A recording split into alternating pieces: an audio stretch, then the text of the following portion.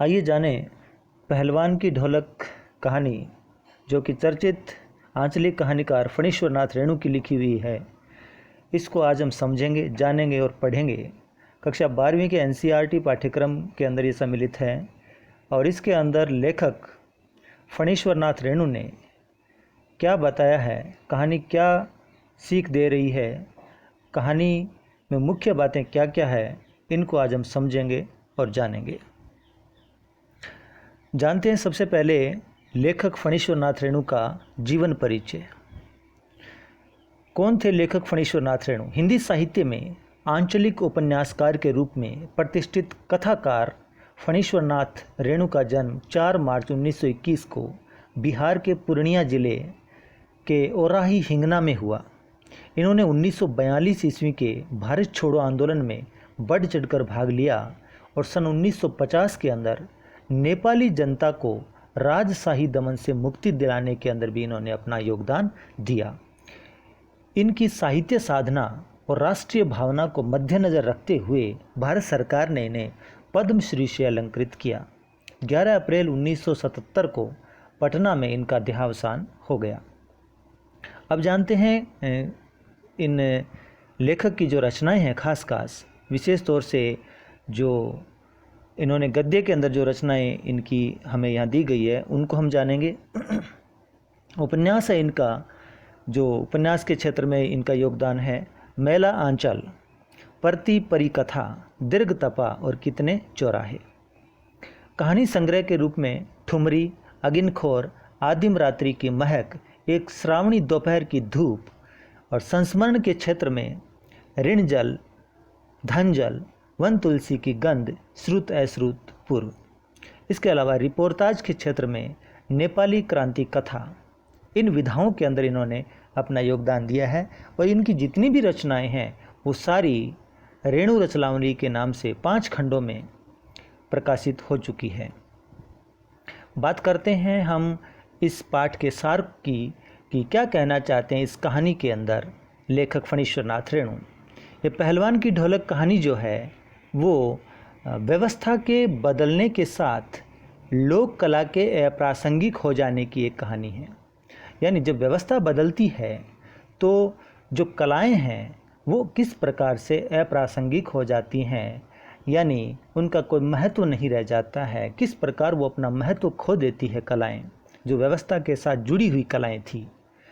राजा साहब की जगह नए राजकुमार का आकर जम जाना व्यक्तिगत सत्ता परिवर्तन नहीं है। कहानी में ऐसा आता है कि राजा साहब का जैसे देहांत होता है, उनकी जगह उनका पुत्र जो विलायत में पढ़ रहा होता है वो आकर राजा बनता है। ये एक तरह से इसको हम व्यक्तिगत सत्ता का परिवर्तन नहीं कहेंगे, वो तो है ही है, बल्कि ज़मीनी पुरानी व्यवस्था के पूरी तरह से उलट जाने और उस पर नई सभ्यता के नाम पर एकदम नई व्यवस्था के आरोपित हो जाने का प्रतीक भी है। और इसको नाम दिया गया है एक तरह से भारत पर इंडिया के छा जाने की समस्या है ये। यानी भारत पर इंडिया के छा जाने की समस्या को हम यूँ रख सकते हैं कि जो हमारी प्राचीन सभ्यता है, प्राचीन जो बातें हैं, उन पर आधुनिकता हावी हो जाना, वो है भारत पर इंडिया का छा जाना। लुटन पहलवान को लोक कलाकार के आसन से उठाकर पेट भरने के लिए हाय तौबा करने वाली निर्हीता की भूमि पर पटक देती है ये स्थिति।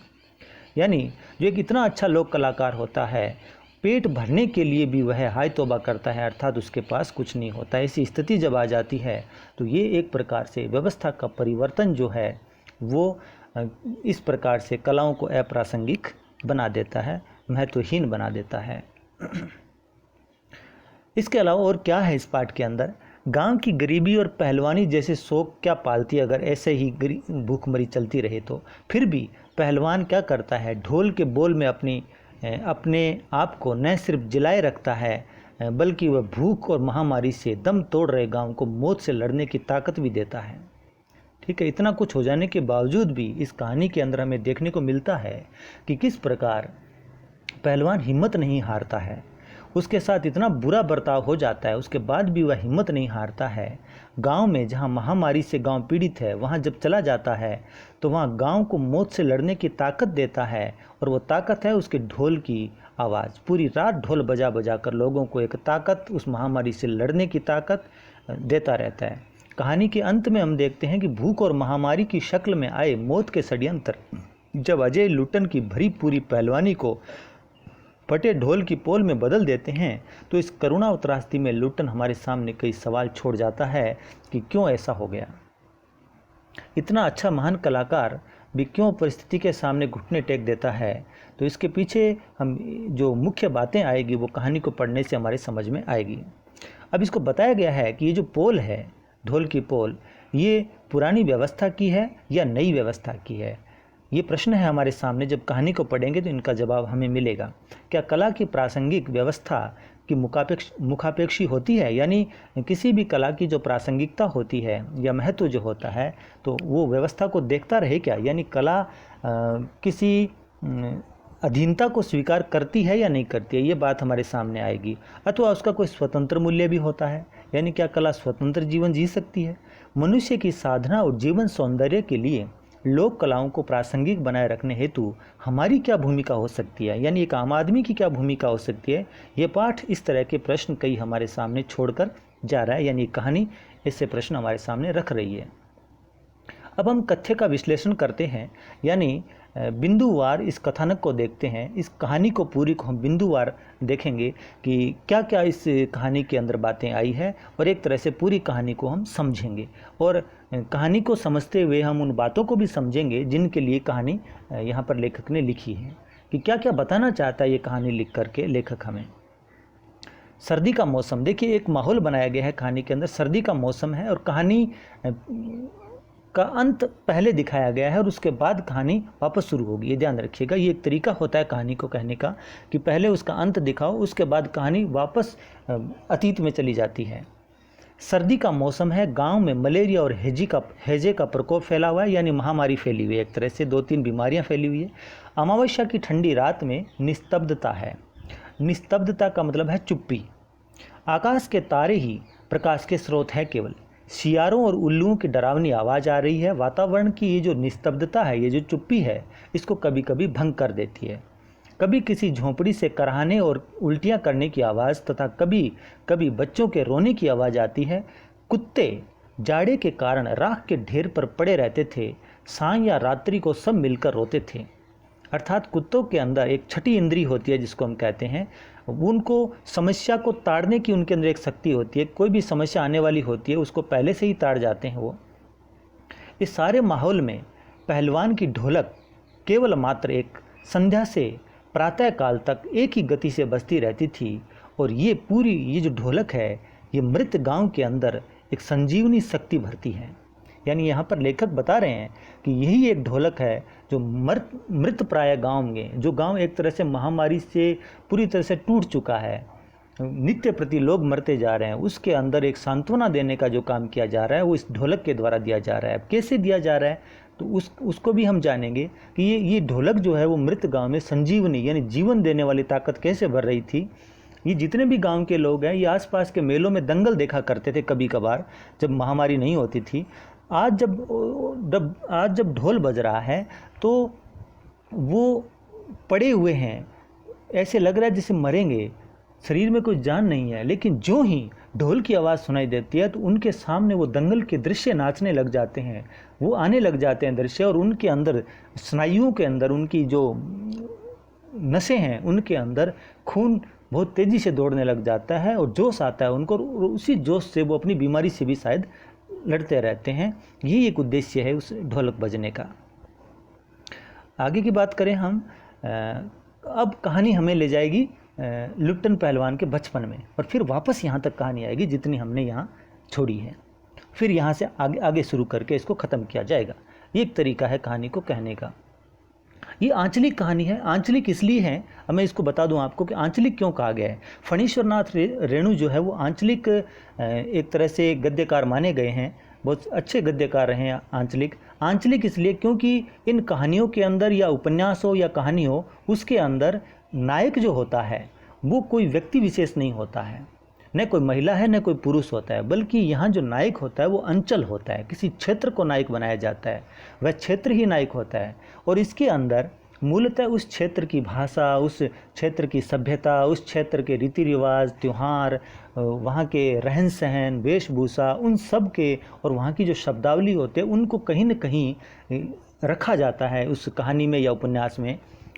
तो आंचलिकता की एक झलक हमें मिलती रहती है। तो ये बताने का था कि किस तरह से ये आंचलिक कहानी है। अब इसमें बताया गया है, पूरी हम उसके जीवन को समझेंगे कहानी को। 9 वर्ष की उम्र में लुट्टन नाम का एक लड़का होता है, वो अनाथ हो जाता है। उसके माँ बाप चल बसते हैं, लेकिन उसका सौभाग्य है, देखिए उसकी शादी हो चुकी है। 9 वर्ष की उम्र में ही उसकी शादी हो जाने को सौभाग्य इसलिए कहा गया है क्योंकि जब शादी हुई होगी तो उसका एक परिवार और जुड़ गया, यानी उसका ससुराल वाला परिवार जो है वो जुड़ गया है। माँ बाप तो है नहीं, तो उसको पालने पोसने वाला कौन होगा, लेकिन उसको सहारा देने वाला अब एक परिवार है। ये सौभाग्य कह सकते हैं हम उसका। उसकी शादी हो चुकी थी, उसकी विधवा सास ने उसे पाला पोसा है। वह गाय चराता, ताज़ा दूध पीता और कसरत करता था। गांव के लोग उसकी सास को तंग करते थे और इसी वजह से, ये ध्यान दीजिएगा, इसी वजह से इसने कसरत करनी शुरू की थी। और इसका कोई उद्देश्य नहीं था, इसका एक ही उद्देश्य था कि गांव के लोग मेरी सास को तंग करते हैं। और ये बच्चा था, जब देखता था 9 साल का बच्चा, तो वो लुट्टन इनसे बदला लेना चाहता था। इसी उद्देश्य से इसने पहलवानी शुरू कर दी। कसरत के कारण ये किशोरावस्था में ही पहलवान बन गया और जो कसरत करता गया किशोरावस्था में ही पहलवान बन गया। एक बार अब लोग वैसे ही डरने लग गए इससे, ज़रूरत ही नहीं पड़ी इसको लोगों को डराने की। एक बार ये लुट्टन श्यामनगर के मेले में गया दंगल देखने के लिए, लड़ने नहीं गया, देखने गया था। दंगल जो कुश्ती होती है पहलवानों में, उसको देखने गया। पहलवानों की कुश्ती और दांव पेच देखकर इसने भी शेर के बच्चे को चुनौती दे दी। शेर का बच्चा एक टाइटल था, वहाँ पर टाइटल दिया गया, एक उपाधि दी गई थी और उस पहलवान को दी गई थी जो यहाँ 2-3 दिनों से सारे पहलवानों को हरा चुका था। उसको शेर के बच्चे की चुनौती दी गई थी। अब शेर के बच्चे का असली जो नाम था वो था चांद सिंह, ठीक है। ये पहलवान बादल सिंह का शिष्य था और 3 दिन में उसने पंजाबी और पठान जितने भी पहलवान थे उन सब को हरा करके ये टाइटल जीता था, ये उपाधि जीती थी शेर के बच्चे की।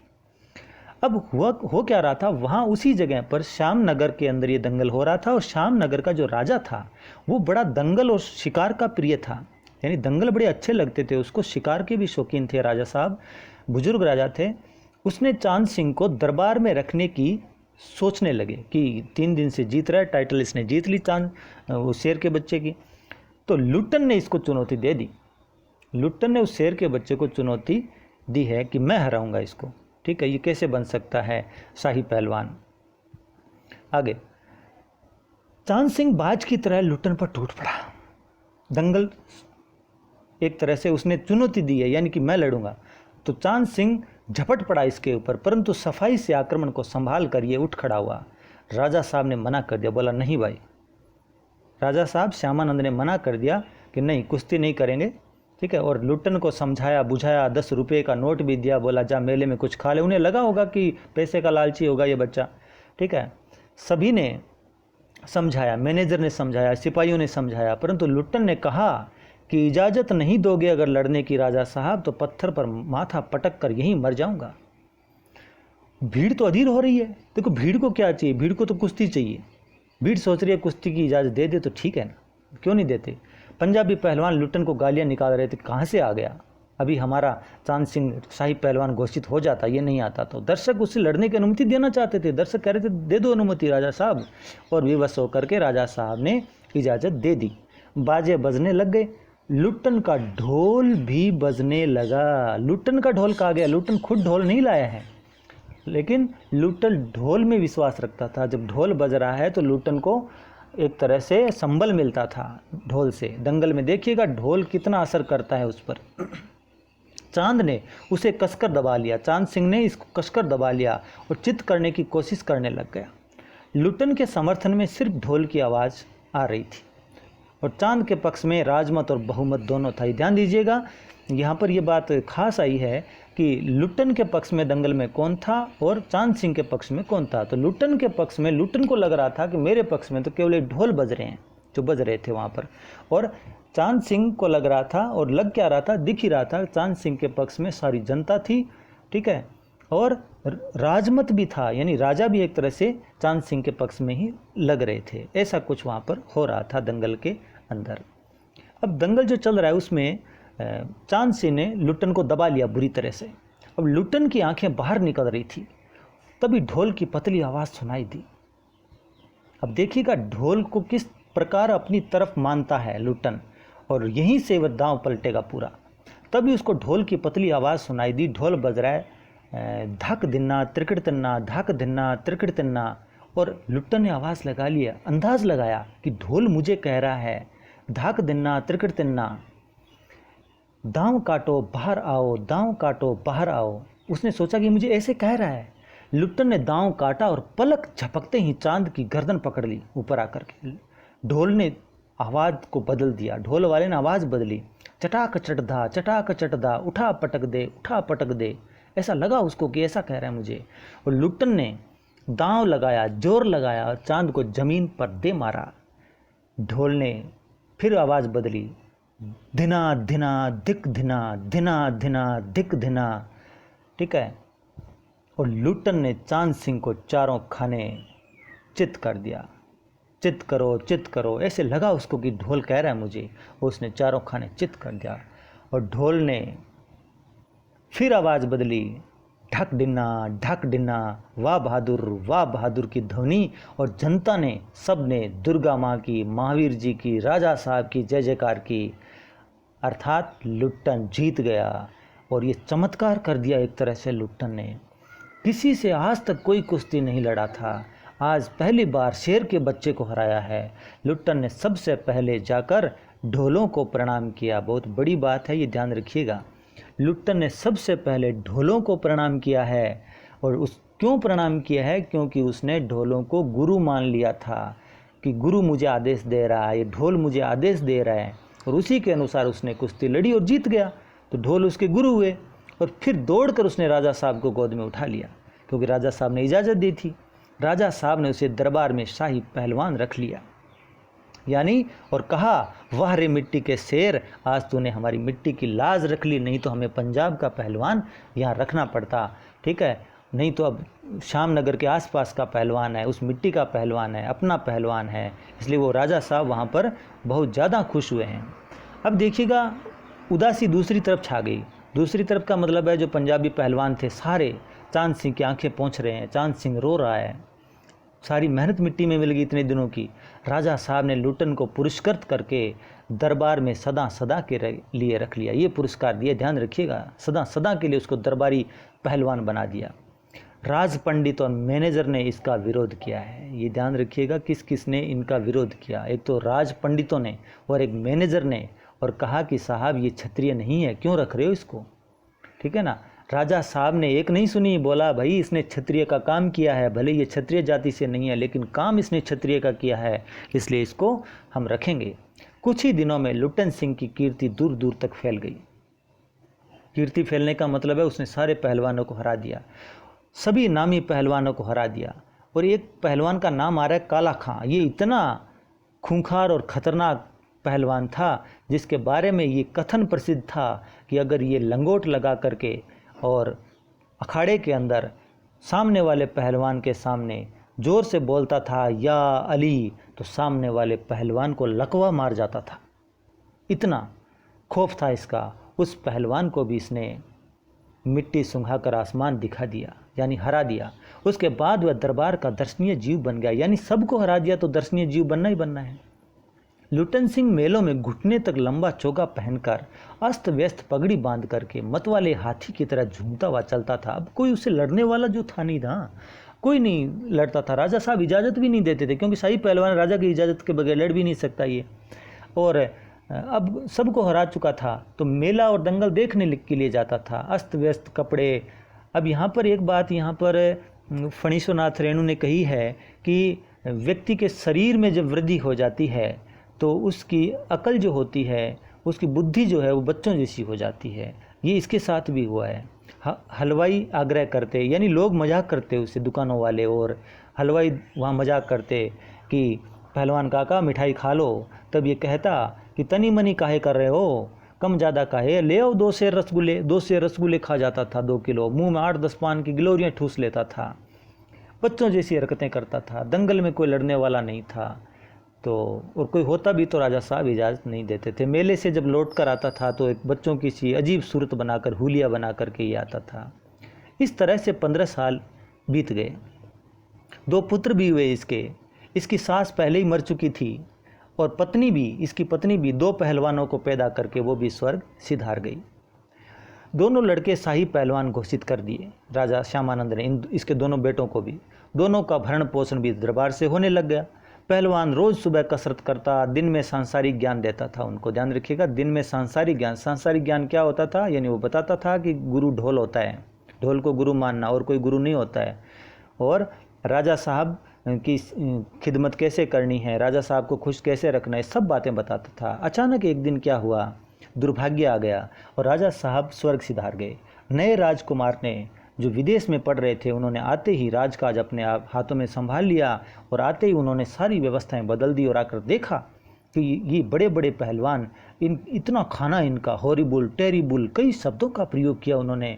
और उन्होंने आते ही इनको बोला तुम्हारी छुट्टी है और कल से ये खेल भी ख़त्म, पहलवानी दंगल कुछ नहीं होगा। दंगल का स्थान घोड़ों की रेस ने ले लिया। ये होता है व्यवस्था का परिवर्तन। रोजी रोटी छिन गई एक तरह से, पहलवानों की छुट्टी कर दी गई। लुट्टन ढोलक को कंधे पर रख करके दोनों पुत्रों के साथ गांव आ गया।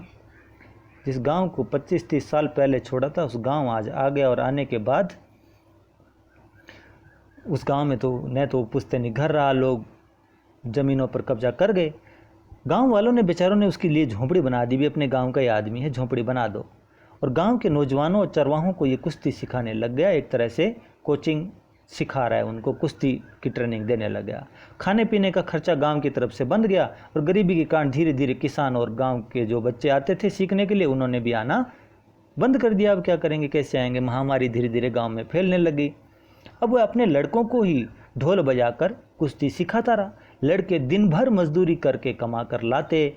गाँव पर अचानक संकट आ गया सूखे के कारण। पहले सूखा हुआ, यानी बारिश नहीं हुई, फिर अन्न की कमी हो गई, फिर मलेरिया और हैजे ने गांव को भूनना शुरू कर दिया, तड़पाना शुरू कर दिया। घर के घर खाली हो गए, यानी लोग मरने लगे। प्रतिदिन 2-2, 3-3 लाशें उठने लगी।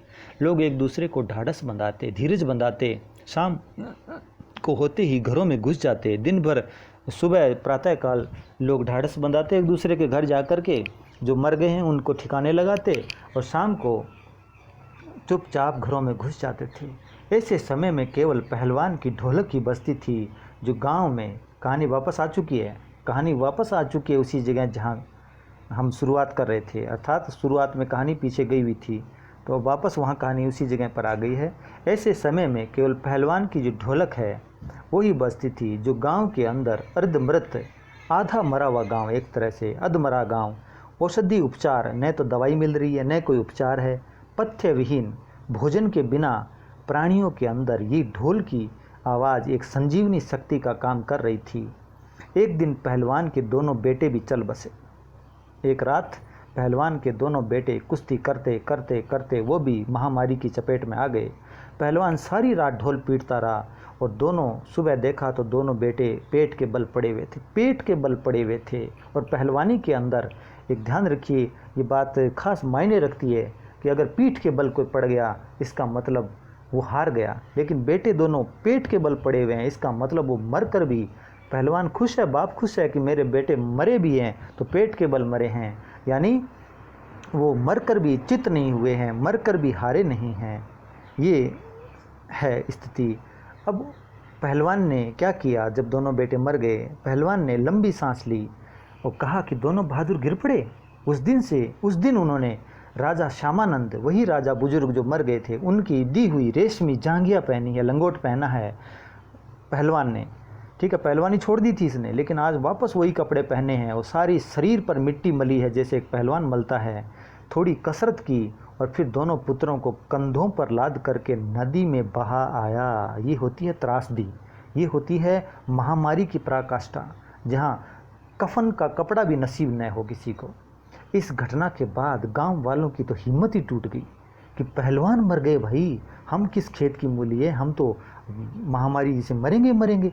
और इसके अलावा दूसरी बात और उनको ये लगा कि अब पहलवान के दोनों बेटे मर गए जिनके लिए ढोल बजाता था, ये ढोलक बजाता था पूरी रात, तो हमें अब वो ढोलक सुनाई नहीं देगी, हमें संजीवनी शक्ति कैसे मिलेगी, हमें वो हिम्मत कहाँ से मिलेगी। लेकिन